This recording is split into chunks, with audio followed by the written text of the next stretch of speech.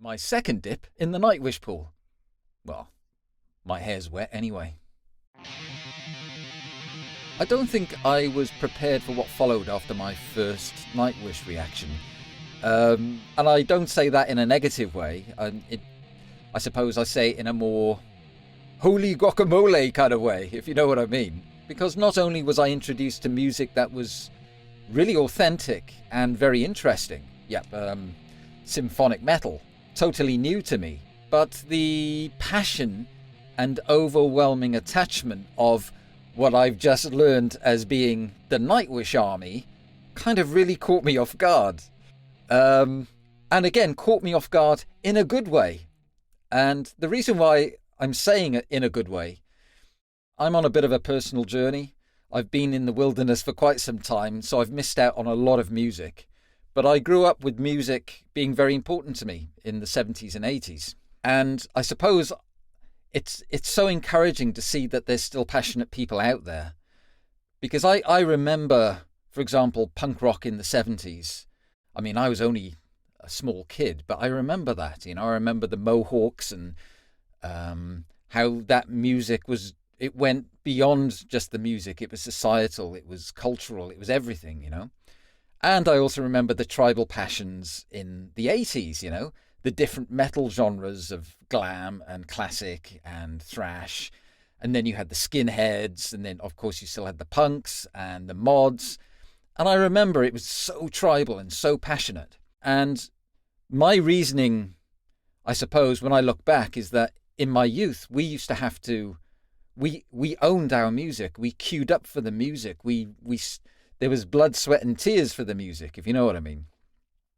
I mean, I used to queue up in the rain outside record stores for the latest release of one of my favourite bands, you know. And if you didn't get it, then you'd have to wait another week when it came back in stock. And yeah, we paid for the music, you know. So in my mind, I'm thinking, well, music is, it seems like a cheaper commodity these days, you know. It's easy for people just to stream and all that kind of stuff. So in my head, I'm thinking, probably people aren't so passionate. And this is why it's kind of bowled me over and really encouraged me, because since I started this channel, I'm realizing that the community in rock and roll is still there. The passion is still there. And man, that is so great to see, you know, that rock and roll community, regardless of which band you're following and so on. And yeah, the reactions I was getting from the Nightwish army, I'm like, whoa, that's passion, man. Seriously. So as I already mentioned, I've received so much advice from you guys.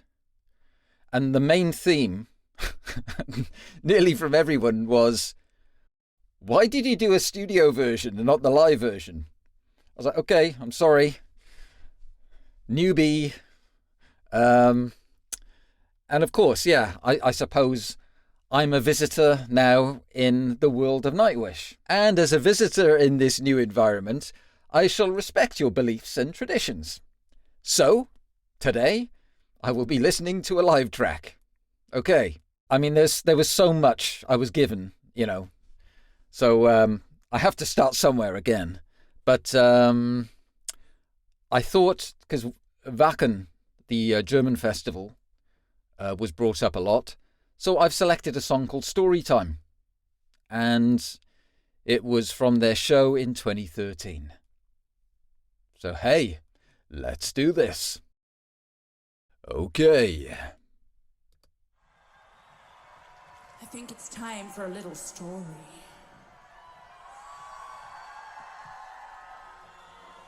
It's definitely story time. Story time.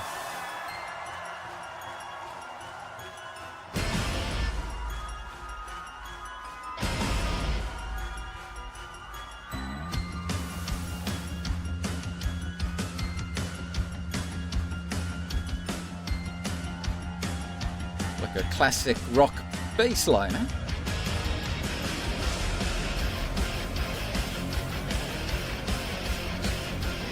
Oh, bang that head. Mental health will drive you mad. It was the night before, right all through the world. No words, no dreams.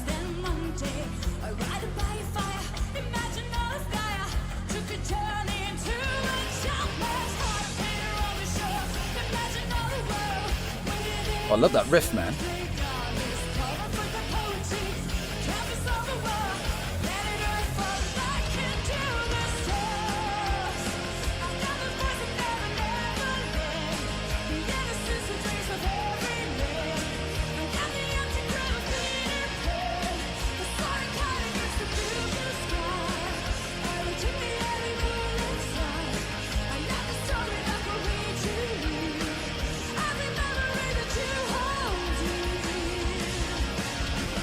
Sorry. Apologies. Just quickly. A couple of you stated, right? And I saw the mention of the word Valkyrie. Now I understand. She looks awesome, man. Fair play.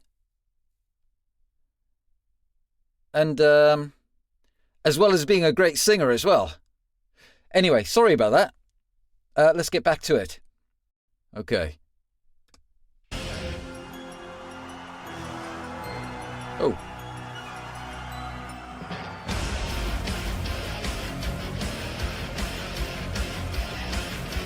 Well, she's going for it, man, eh?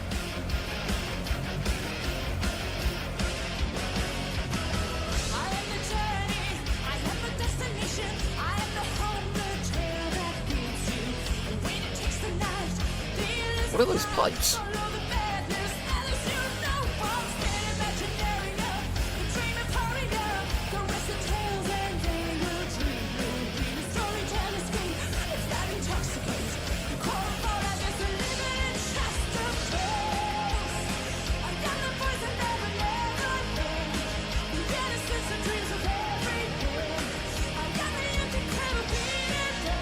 This must be the chorus, right?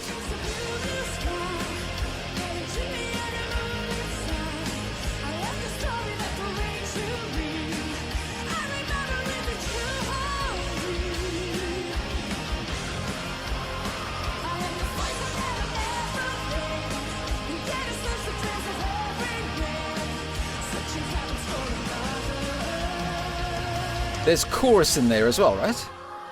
Yeah.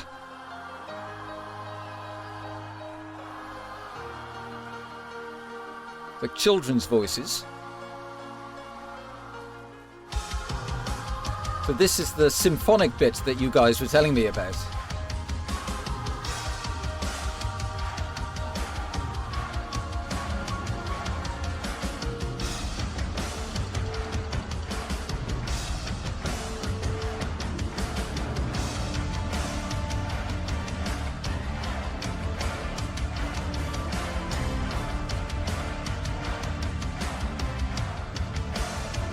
Hear them chanting, eh?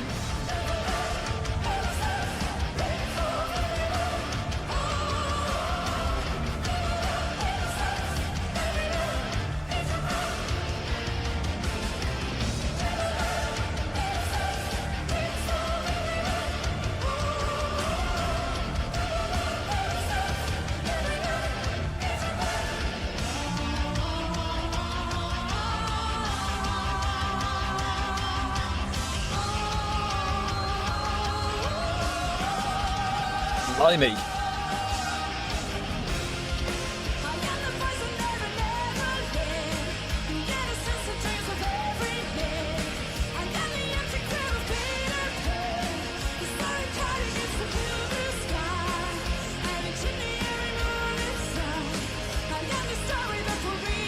They're having fun, eh, on stage?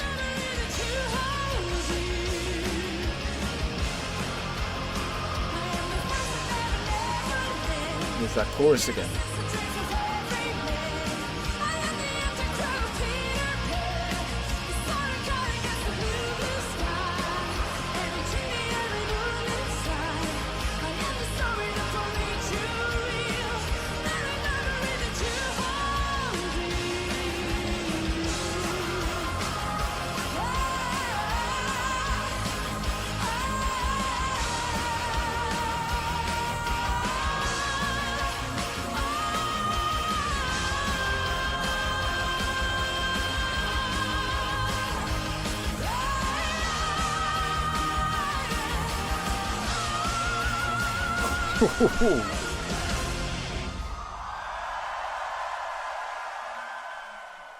Well, hello.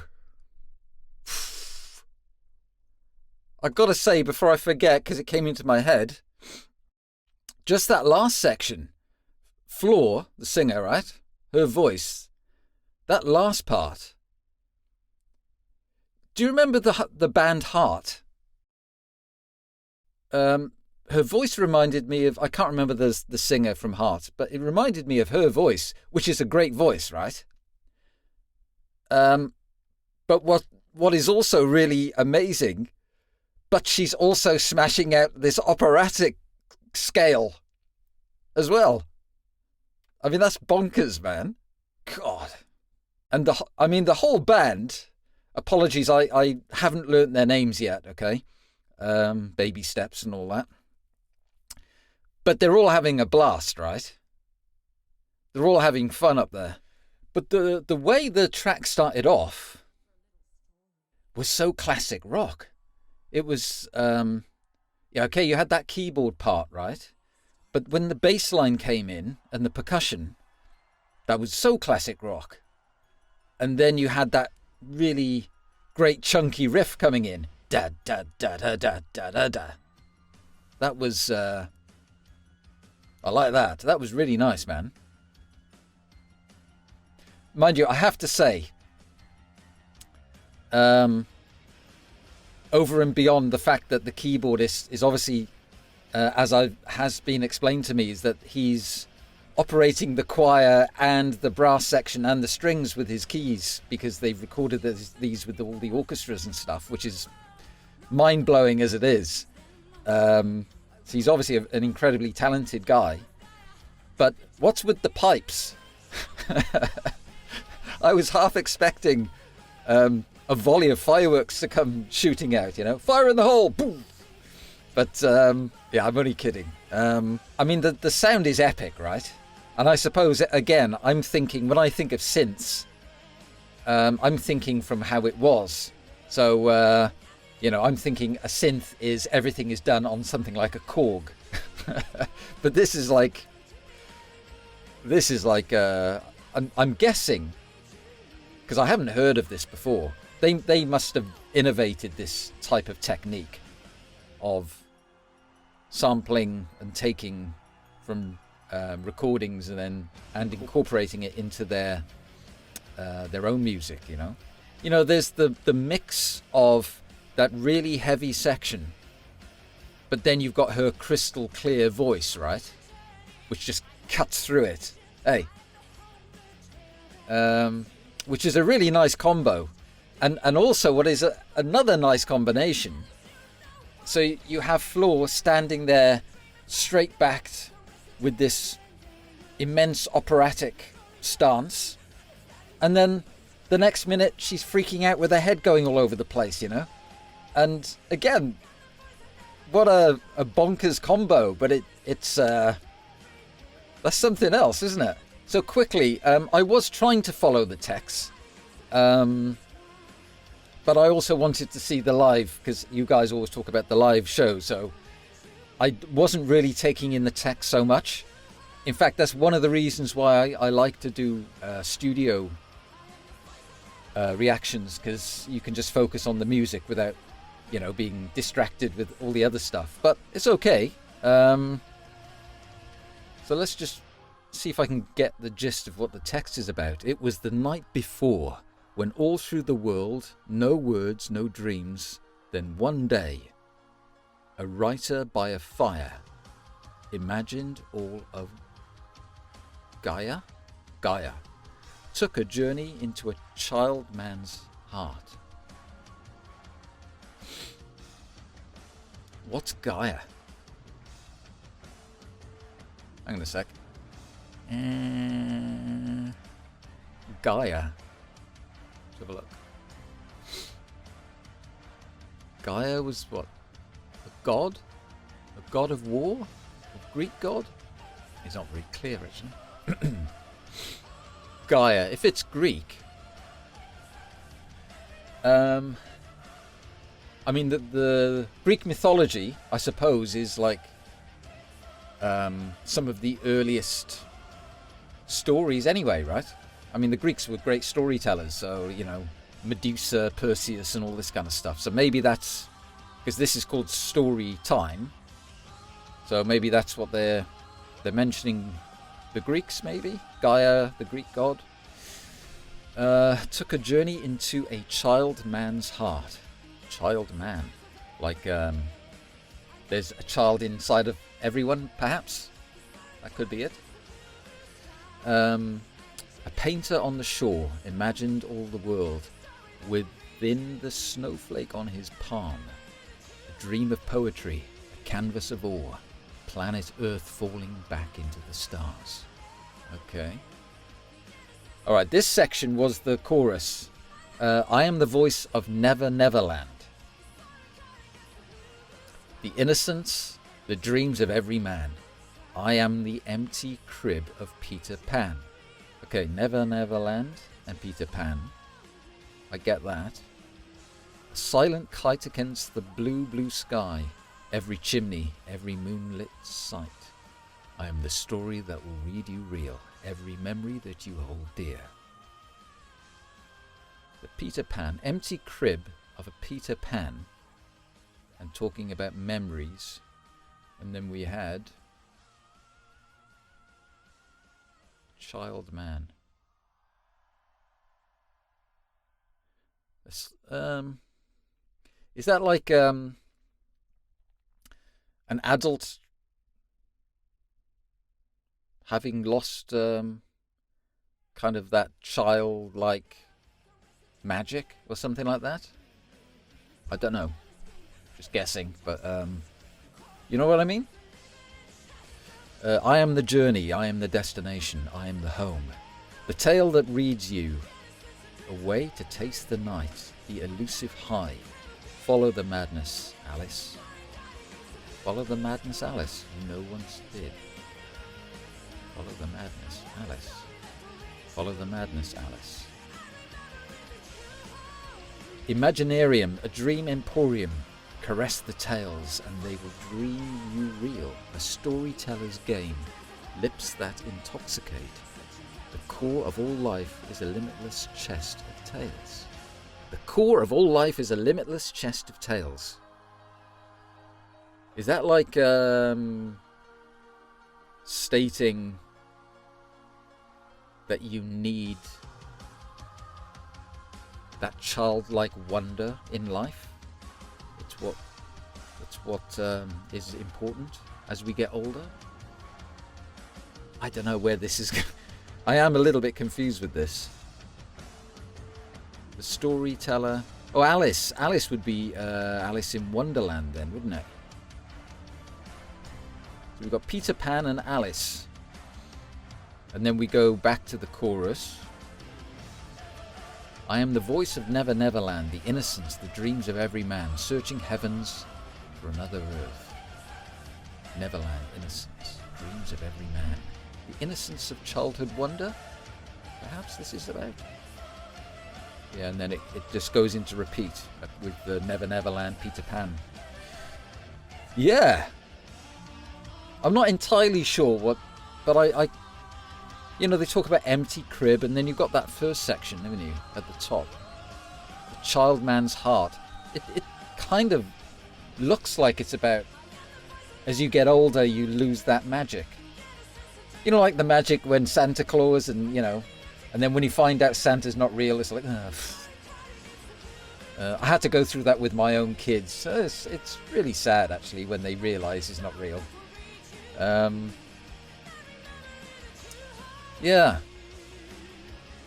I'm guessing that's what... It's along those lines. I'm probably totally wrong. And I'm sure the Nightwish army will tell me. And by all means, please tell me, because it's interesting. I mean, it's... yeah. It's cool to know. Well, talk about stage presence. Floor Jansen. Valkyrie. An operatic princess. And a wild woman of rock at the same time. Yeah. I certainly haven't seen anything like that before. It's an experience, eh? Very cool. I'm curious about more Nightwish. Thanks for that, guys.